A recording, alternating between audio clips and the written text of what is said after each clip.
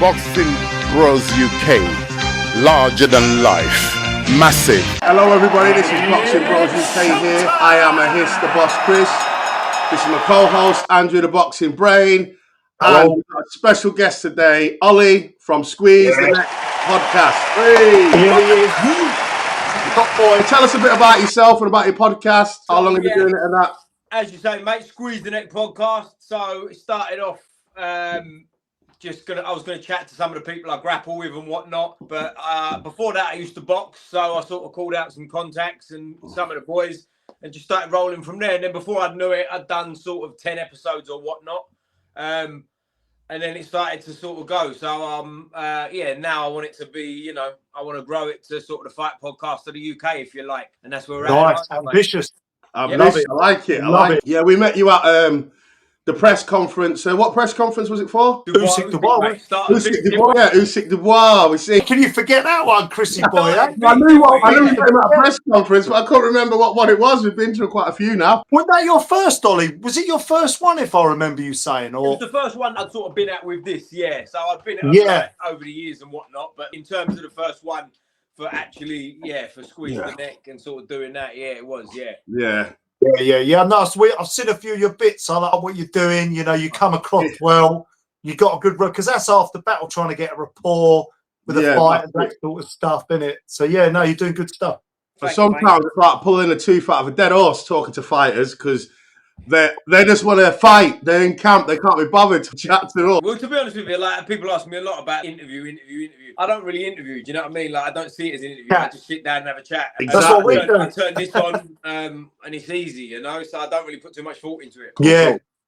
Relax. So we're gonna start. We got to start with the weekends. Actually, we'll start with our Big D. Big D got ate by the El Animal, didn't he? I gave him a bit of a puncher's chance actually, but I guess I'll ask Ollie first, our guest. Do you think his ego's a bit of an issue? I mean, he tries to sort of give it the reverse psychology in there. And do you think his ego's a bit of an issue or am I reading into that, Ollie? I think with him, I think he's got more talent than he shows. I think he's one of them who sort of fights within himself a little bit. You know what I mean? I think it's one of them. Yeah. Obviously, I can't speak for him, but I feel like it's one of them that the next day you wake up and think he should have done more. Do you know what I mean? Like, it's not for lack of trying, but he doesn't seem like he lets all the buttons go, if you know what I mean. He seems like there's stuff that he can do that he don't sort of put out, is how I feel with him. I think he's got a great coach in Adam Booth, so I feel like if he went away and sort of almost like get out your own way sort of thing, you know what I mean, let it go, I think he could really be a top heavyweight. Yeah,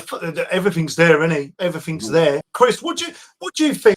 Sometimes in the build up, and then obviously, he's kind of in the ring just before he got knocked down, actually. And I think he did that Fabio Wardley as well, where he's trying to sort of,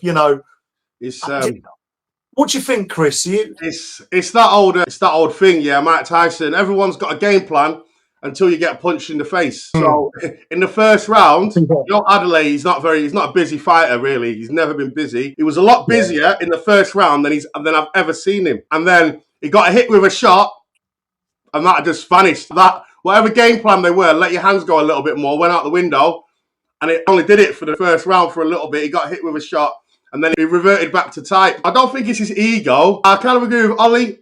He's got a lot more to give, but I don't think Adam Booth is the right coach. He's a brilliant coach, but if you think about his fighters, they're athletic fighters.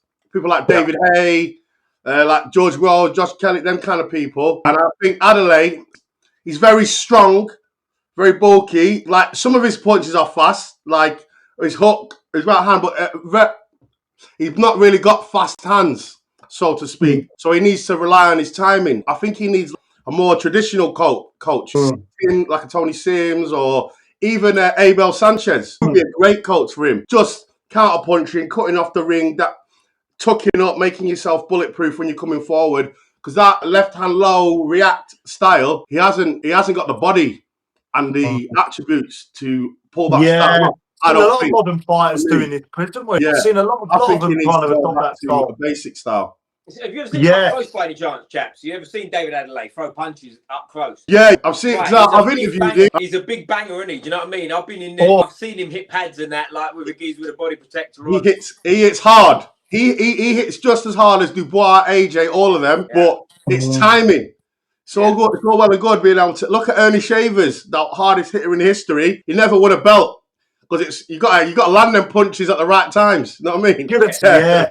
Well, that brings me up to my next question, actually. My concern was that his punch output weren't going to be enough, and Hrgovic's punch output for a big man is decent. I mean, he was being outlanded a lot, but it seemed to me, Ollie, he had obviously cut Hrgovic early, and then he just looked to be loading up with that big left hook, and he weren't kind of setting it up with a jab. Do you think he got a little bit overexcited, and then he's just got a little bit too eager, Ollie, do you think? Well, I'll tell you what, that's kind of what I mean when I say he sort of don't get out of his own way. It seemed like to me, obviously watching it away from the outside, I weren't there live, I'm watching it on telly, but it seems like he tries to do too much, where it's like, you know, touching on what Ellis is saying there, it's like, he's a big, massive puncher. Sometimes it is as simple as step forward and throw the bigger than it. Do you know what I mean? And I know that's oversimplifying it, but yeah, I think there is an element of like, there's a lot going on in his brain sort of thing, where he's got the attributes to just, you know, sometimes plant your feet and let them go. Yeah.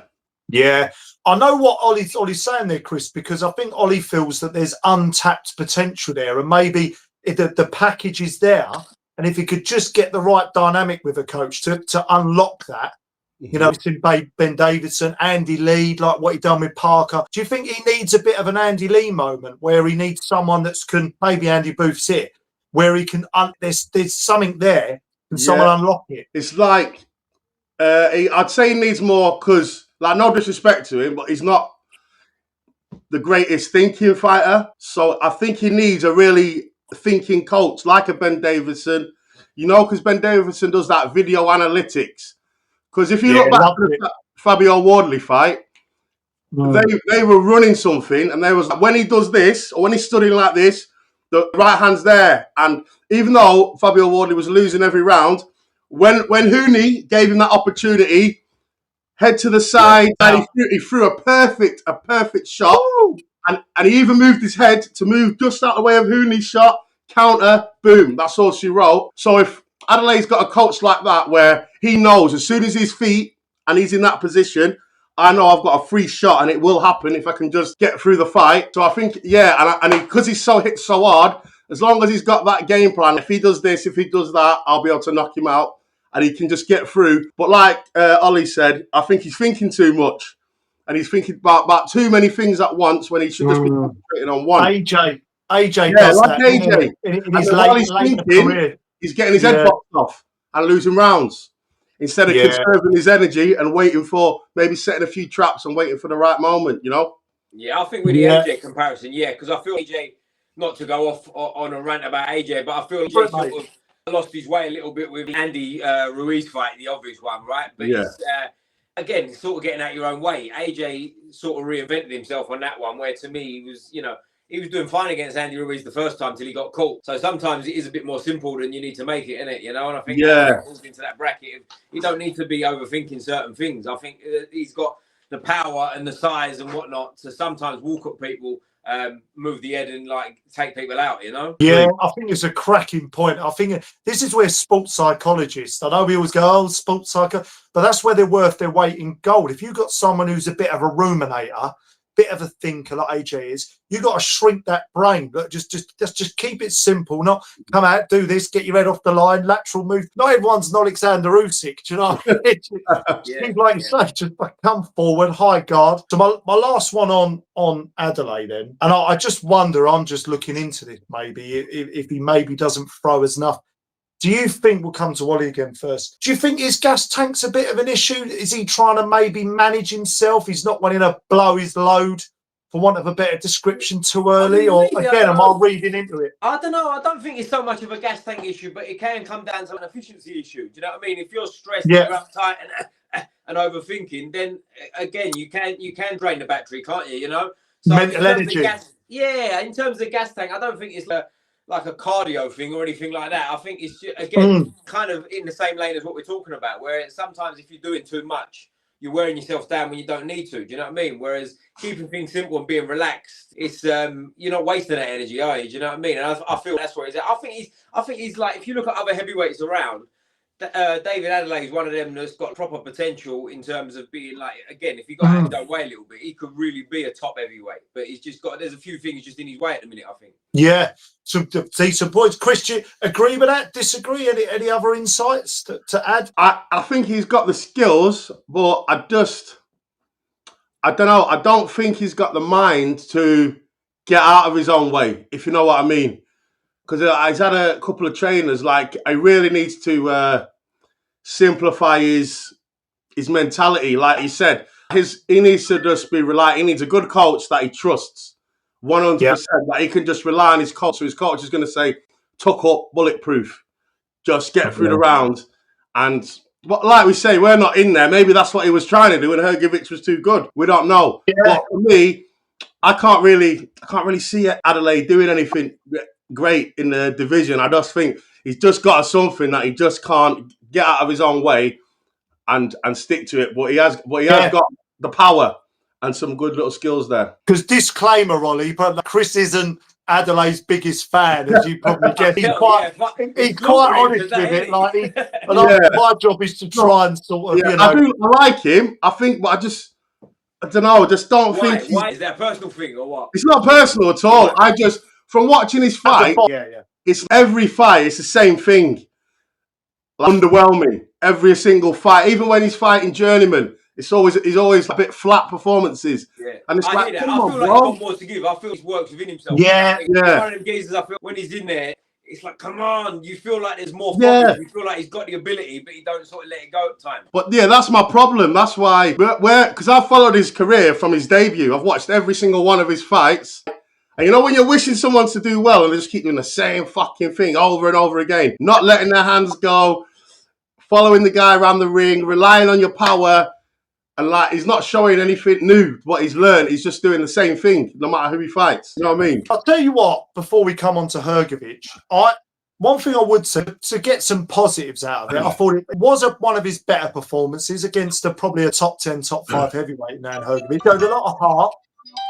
Decent amount of punch resistance, didn't he? You know, he did. There were some things in there that I thought were a bit promising. You know, some positives to take out of his performance. But I know in a post-fight interview, he said a couple of times that he felt frustrated he didn't do more. But there we are. Yeah, but that's my problem. That's what he says every single fight. You can't say that every fight. Even Sovolowski. You know, I know that Sovolowski popped dirty after the fight.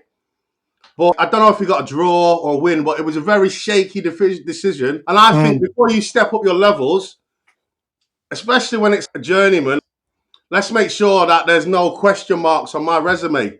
And if there's a question mark already against a journeyman, you got to rectify that before you step up. And there was a question mark on the TKV performance, and he stepped up again. So he's like stepping up his levels before he's ready, if you know what I mean. How old David Adeleye is? Is he sort of like late 20s? Is he mid 20s? Yeah, late 20s. Is he 28? Yeah, so he's got some time. He's got a bit of time, especially as a heavyweight, you know? Exactly. That's why. It's hard, I think, sometimes when you lose at that sort of fringe world level. It's kind of hard because you don't want to step too far back, right? But then what's next? Like, who would you like to see him fight next? Who do you think is a good fight for him next? I reckon he should fight Jamie TKV, and he should prove that it weren't a lucky punch. Like, I'm better than this guy. I'm levels.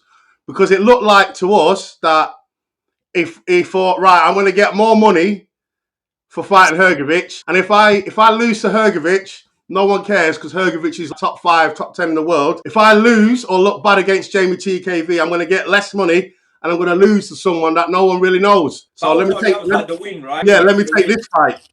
Also, what you get for the win, though, innit? Like if you beat, and if he wins, it's a British title. Then he's got to fight Dave Allen. If he beats Hrgovic, he could be fighting a Tuma for a world title. You know what I mean? Next. Yeah. We've done with Dubois, though, haven't we? Yeah. The one that comes to mind for me that I think would be a good fight is Dave Allen. Put him in there with Dave Allen. Yeah. Winner of Macbeth Allen. How about that? Yeah, but that will be a good fight because they're both similar. Dave Allen and Adeleye. They both hardly throw punches. Yeah, so they both meet up in the ring and just have a slugfest, I think, because that'll be a great fight. I want to know what the beef is with Adeleye. It sounds like he might have nicked your bird somewhere along the line. I'm just passionate about fighters. I like them too. Especially if you see something and you think, come on, man. Yeah. Not this shit again. Not letting your hands go. God's Yeah, sake. it's nothing personal with you, is it? But I know you're just so frustrated with him as a fighter. I think see we it. have this sometimes, certain fighters, don't we, over the years, and you're like, football teams, you're like, for fuck's sake, like, come on. Like, it's Especially there. when there's guys like that who've got all the, it's such a massive puncher, and you can see the potential there, isn't it? Yeah. Because he's always got a chance. Always. Yeah. It's like Dave Allen. Like, I love Dave Allen. And the amount of times that now I'm always backing him, he's winning, but over about these last 10 years, man, that guy's giving me some heart attacks because he just don't let his hands go ever. That pisses me off. Well, he's openly honest, I think, Dave Allen. If Dave Allen weren't quite so honest and he sort of hyped himself up a little bit, I think he'd go further than he's been. You know what I mean? Yeah. I feel like you listen to him, he gives it how he's not this, he's not that. Whereas sometimes that attitude change could change everything for him. You know, I know it's not that simple, but like for him, like if he spoke himself up rather than spoke himself down, if you like, I think he could have gone a lot further than he has. For sure. Yeah, some good points. So getting on to Hrgović, because I feel he's flattered to deceive a bit. I know he's had some personal troubles. His dad passed away, didn't he? Well, a few years ago, was it? I think. It was around the time of the Dubois fight, apparently. Yeah, and I think, look, after he probably didn't help him being bigged up by David A in camp. He had Wilder and Hrgović in his camp, and David A was saying, "Oh, this kid, he's going to be the next." 6'6", looks like a Neanderthal, big 7 foot wide jaw. Mate, he's got all the attributes in him, and he's maybe not, his career ain't progressed the way he would have liked. You know, flattered to deceive. But I tell you what, Ollie, coming to you, this guy's got a fucking set of chops on him, and he fucking hell, proper chin, isn't he? But I think he's one of them where it's just like he's really good at everything, isn't he? In ways, I just feel like there's certain people he's never going to beat. Do you know what I mean? Like. He's like going back to like the frustration of Adeleye because of the power and stuff. But with Hrgović, I just feel there's 3 or 4 names that he's never going to beat them, you know? So go on, give us the names. Give us the names. Yeah, go for it. Oh, he's froze. Oh, right at the inopportune time. Just as you asked a key question there, Chris. There we go. Yeah, give us the names who you think he'll never beat. Well, Dubois won, but Dubois is a bit of a funny one, right? Because after the Usyk fight, you never know. Because sometimes people's careers change after that, don't they? So Dubois, maybe he will beat him now. Moses Atalma, which we'll definitely come on to, obviously. Usyk. Joseph Parker, I don't think he'd beat Joseph Parker. Cabiel, Ollie, do you think Cabiel? He likes to take down a big man, doesn't he? I think Cabiel beat him, but... Yeah. One of them ones, isn't it? You know, I don't say that too confidently. I think he could beat him. Yeah, it's interesting when you ask us to say names. There's less than I thought there'd be, actually, isn't there? Yeah, like top boys, aren't they? Top boys. You know, like if you go back a bit, like when Wilder was still popping, Wilder's never beating him. Like even like he's beaten, but like my old club mate Joe Joyce. I think Joe Joyce has obviously had a bit of a fall, hasn't he? But before that, I think they never got near Joe Joyce. I love Joe. Love Big Joe. Oh, I love him. Bless him. Yeah, man. Good chat. Chris, would you? I know we spoke on ESBR Boxing about this, and Elliot asked it, but do you think Hrgović is sort of, you know, top 5 potentially, sort of in and around a top 3 maybe after Usyk if he retired around that? Right, top 3. I'd say I wouldn't say top 3. I'd say for me right now, Usyk number 1. Yeah, Caballero, probably Caballero number 2, and then who else is there? Parker, Dubois, because they didn't fight, and I'd probably say they're the top 4. Then everyone else 50-50 fights. Even Parker, even Parker, and who did I put Parker with? Parker. So you said Cabiel, you said you said Parker, Cabiel, Usyk, Dubois. Yeah, so I'd probably say put Usyk number 1 better than everyone, and everyone else, they're all 50-50 fights or 60-40, because the thing with Hrgović, he's got a hell of a chin. Like, the only person I've seen taking shots from someone who hits that hard, Oliver McCall, is the only person I can think who can stand there and let someone hit you on the chin flush, because he did it with Dubois as well. Like, because Dubois didn't knock him out, and it goes down to your boots, and you still stood there. And that is a chin and a half. So he gets on with a town one. Huh? How do you think Moses would do with him? This is the thing. I think that he should fight Hrgović next. Where he's knocking everybody out, he needs someone with a beard. And if you've got someone like Hrgović, you can stand there and just take the raw piss. I would have said Joyce, but obviously where Joyce stand out on his chin a little bit too much. He needs to protect it now. He's coming to the end. Let Hrgovic go in there and let Moses fight someone. When he hits them on the whiskers, they're still going to stand there and they're still going to fight back. He needs that. And he's not going to get that until he steps up the levels. So hold that thought, boy. I'm going to come on to that when we do the mode. I'm going to chuck a few names in there. So, one thing I would say about Hrgovic, what I was loving, like, it was taking the piss in there. Like, he had his hands down and he was hitting him with his shoulder, uppercutting him, hitting him with his shoulder, hooking him with no guard. He's just standing there. And I was thinking, if Adeleye, I know he was tucking up, if he could just open his eyes and see this guy's there just to try and land something on. Because did you see that in the fight where he was stood and he was pushing him and hooking him and pushing him up, and it was just like, wow, he's got no fear of his power right now because he's just standing there, not blocking. I'm pot shotting him in the pocket whenever he feels like. Can't keep dining out on the chin though, Wally, like that. We saw that with Jay. He'll get cracked eventually. That does happen, doesn't it? Because it's got a great chin until you haven't. Like, you can't. Yeah. It happens eventually, doesn't it? It runs out on people, you know, like you said, all of them are cool historically. But another one like George Foreman, it never seemed to run out, and he went on and on and on. Yeah. Good point. You know, it does go eventually. Like Joe Joyce is the best example. Like Joe Joyce used to get hit with everything, right? And that was a part of his ability because he'd take 17 to land one at times, wouldn't he? Do you know what I mean? Yeah. But now it's like, you know, as he's gone on in his career, it's like, you know, he's lost to.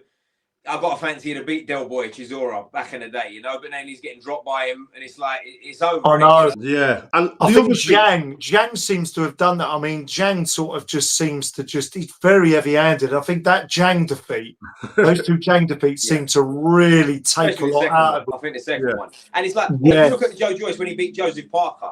To me, that's a world beater. Do you know what I mean? He could have took on anyone then, but then it's gone, isn't it? You know, that's the thing. It's a tough game. He didn't.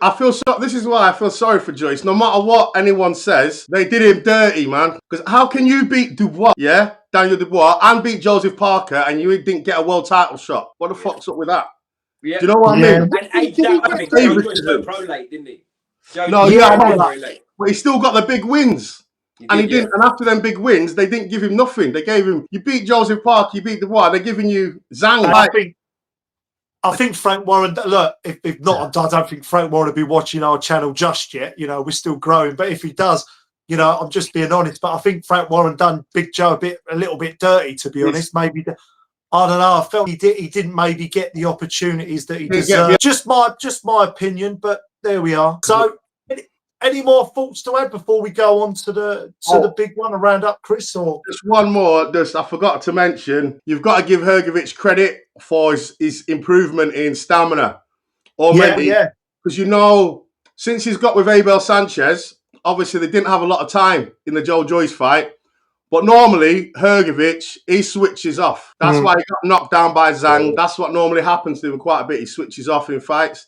And this time, even in the Joyce fight, started to switch off. Joyce coming back into it. Then he came back strong. And then even in this fight, round 8, Adeleye stuck it on him. He could have quit. It was I thought he was going to get knocked out. I was like, wow. Adam Booth's talking has done really, really good. But then he came back. And I think that's Abel Sanchez, that big bear, high altitude trainer, has improved his stamina a bit. He believes in himself a bit. And instead of switching off, when he needs to, he's turning the screw. And now he's got that in the game, it's going to be a problem. Because before, he just used to switch off and lose the end of the fight. That's why people were shitting on his performances a bit, like against Zhang and obviously whoever he fought before. So I think Abel Sanchez made a big improvement for the Hrgovic. Like, he's got added another string to his bow, for sure. Nice one. Well said. We'll wrap it up. Like and subscribe, guys. Like and subscribe. Share the vid. Check out Squeeze the Podcast. Don't forget. Squeeze the neck. Squeeze the neck.